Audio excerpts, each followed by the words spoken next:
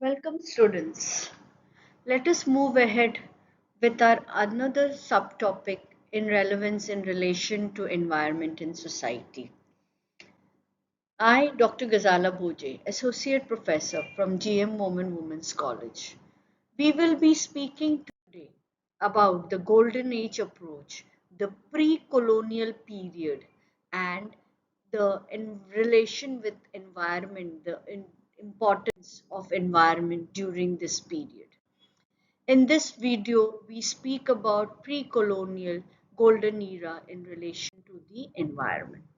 Now, the Gupta Empire period, which stretched across northern, central, and parts of southern India between circa 320 and 550 Common Era, is called the Golden Age of India. The reason being that the Gupta Empire was distinguished by numerous innovations and discoveries in science, technology, engineering, art, dialect, literature, logic, mathematics, astronomy, religion, and philosophy. The Gupta empires were known for its prosperity. His court comprised the Navratnas or the Nine Jewels, a group of nine academics who created improvement in various academic subjects. Chandragupta II, circa 330 414 Common Era, encouraged the confluence of science, art, philosophy, and religion. Here we can see a lot of focus on innovations and discoveries which were based on science, technology, and other aspects, language, mathematics, religion, philosophy, and so on. The pre-colonial period. The pre-colonial India is a vast topic. There were several groups, kingdoms which existed in the pre-colonial era, like 16 Mahajanpadas. However, the impact of Britishers was massive. In terms of India, the pre-colonial era is generally can be seen as a period from the beginning of the British rule, that is 1757. Indian traditions are or has a very close relationship with forests, trees, and plants. When we speak about this, we are highlighting the nature in India. Nature worship is still practiced all over the country in different forms among different religious groups.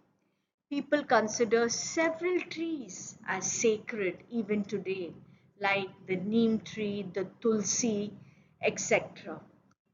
During any ritual, it is plants or trees are included. Let it be a mango leaf, a banana stem, and leaves, banana leaves, or as a paddy. Even in mythological stories like Ramayana, there is reference of forest being lifted, residing in forest for years. Forests produce like honey, medicine, still carry a lot of importance even today and have religious and medicinal values. The following four major physiographic divisions may be found in India. The Himalaya in the north and the eastern highland in the east form a high mountain barrier. The plains of northern India, also known as the Ganga Yamuna Doab. The plains of peninsular India, south of the North Indian plains, also known as Indian Plateau.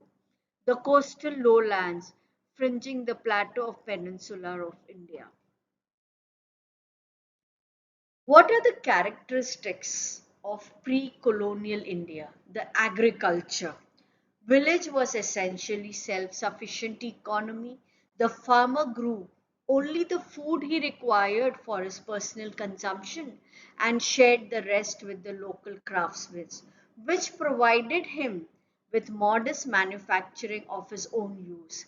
Communication was limited to basic methods. The farmer generally grew enough food to support himself and the village's non-agricultural resident. Throughout the Middle Age, we always usually call this as a barter system also. Throughout the Middle Age, this agricultural system persisted. Eventually, towards the end of the 18th century, village communities began to disintegrate under the influence of new forces that gave the Indian economy vitality. The second aspect important, that is the trade. Despite the fact that Indian communities were mostly self-sufficient and communication was poor, India enjoyed substantial trade inside the nation as well as with other Asian and European countries. Import and exports were well maintained in balance. Pearls, wood, wool, dates, dried fruits, rose water from Persian Gulf, coffee, gold, medicine, honey from Arabia, tea, sugar, silk from China, gold, musk, and woolen from Europe, metals like copper, iron, and lead, and paper from Europe were among the things transported in India. Cotton textile were the principal exports from India. Apart from cotton textile, India also supplied raw silk, indigo, opium, rice, wheat, sugar, pepper, and other spices, as well as valuable stones and drugs. The commodity pattern of India's international commerce changed dramatically from pre-colonial to colonial period.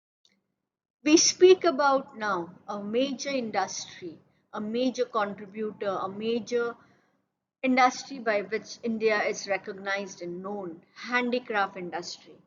Indian artists were known around the world for their abilities.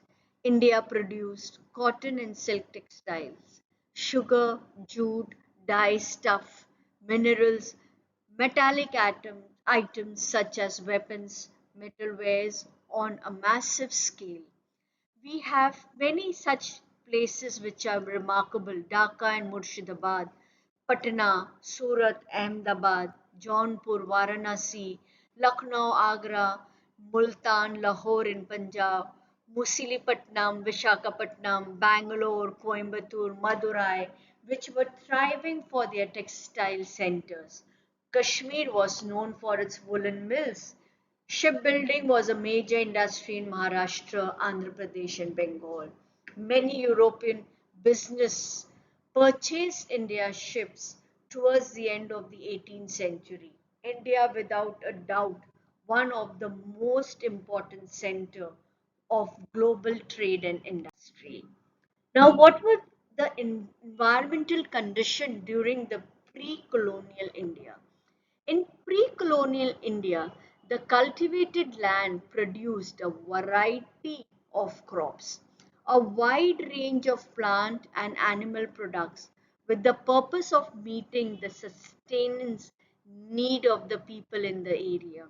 To understand the pre-colonial conditions, we have to look in associated factors like role of the state, industrialization, infrastructure, etc.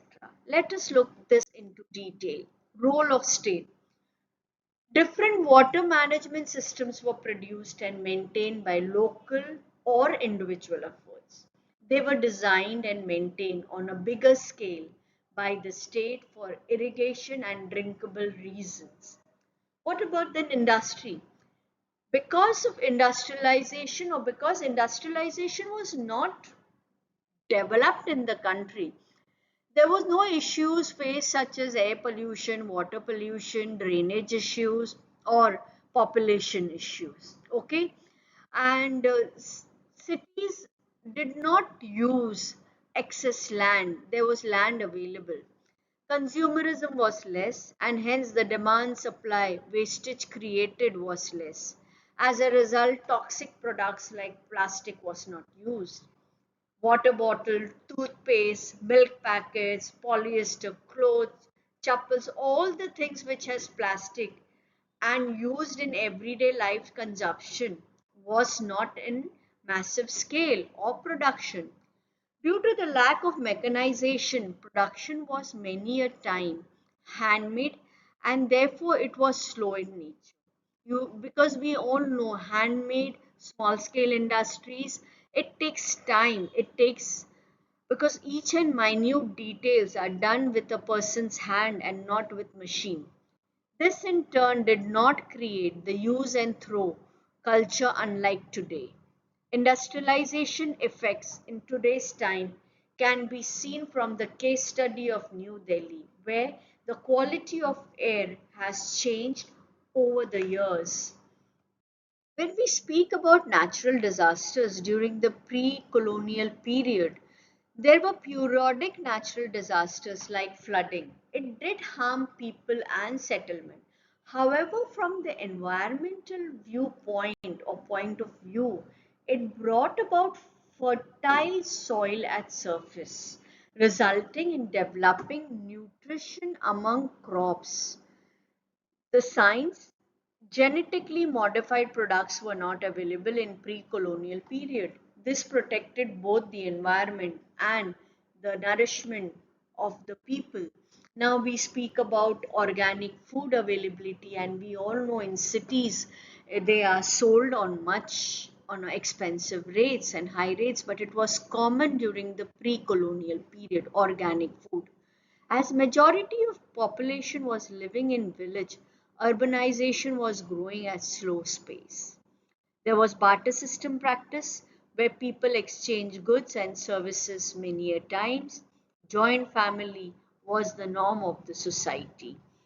The transportation mode was very elementary, basic, like traveling through bullock carts, walking, using boats, etc. As a result, the amount of carbon dioxide released in the atmosphere was limited, and this, of course, prevented many of the pollution and harmful effects on the environment itself. The tribes, the major part, the tribes had greater control over the land. They lived in isolation away from villagers. As a result of this, the nature was preserved and taken care of. There was also greater amount of respect and attachment with nature.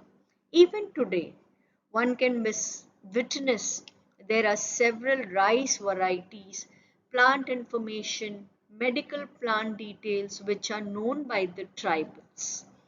The tribes protected and preserved the forest as it provided all their basic needs, which we find missing in today's urban city dweller.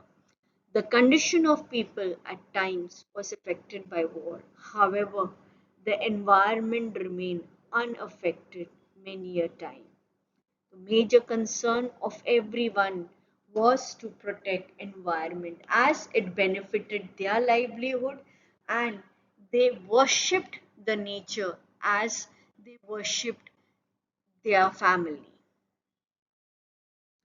We can speak about the case study of the Bishnois movement.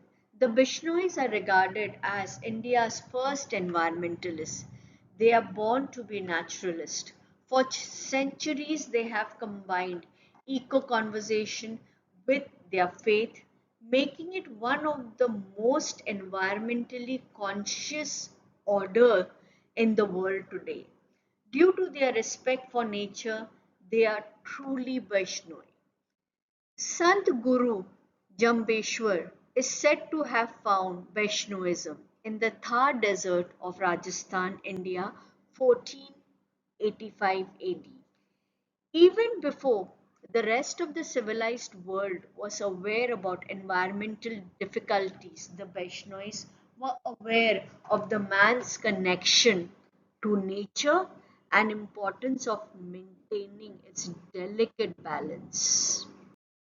The famous Shipko movement was triggered by a true story of a brave lady named Amrita Devi Bishnoi.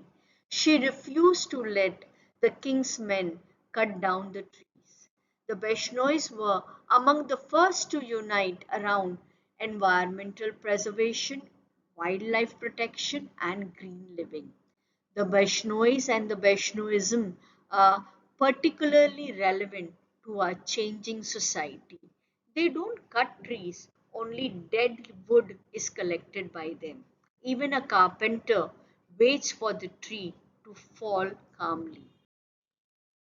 Deer, blackbucks, peacock, blue bulls, chinkaras are just a few of the species that wander the town. Many creatures have lasted thus long because of the Vaishnavis and their devotion to environmental conservation. To overcome the severe drought and water shortage, the Vaishnavis built water storage tanks that can collect and store rainwater even before the rain harvesting idea became popular. This water is beneficial to both people and animals. This example needs to be reflected by all human beings and protect environment. These are few of the references for the extra material for pre-colonial period.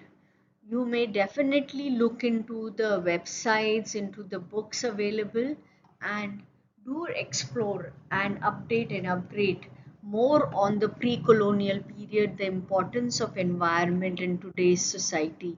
Each and everyone needs to contribute and protect the environment. See you in the next class, in the next video. Thank you, everybody.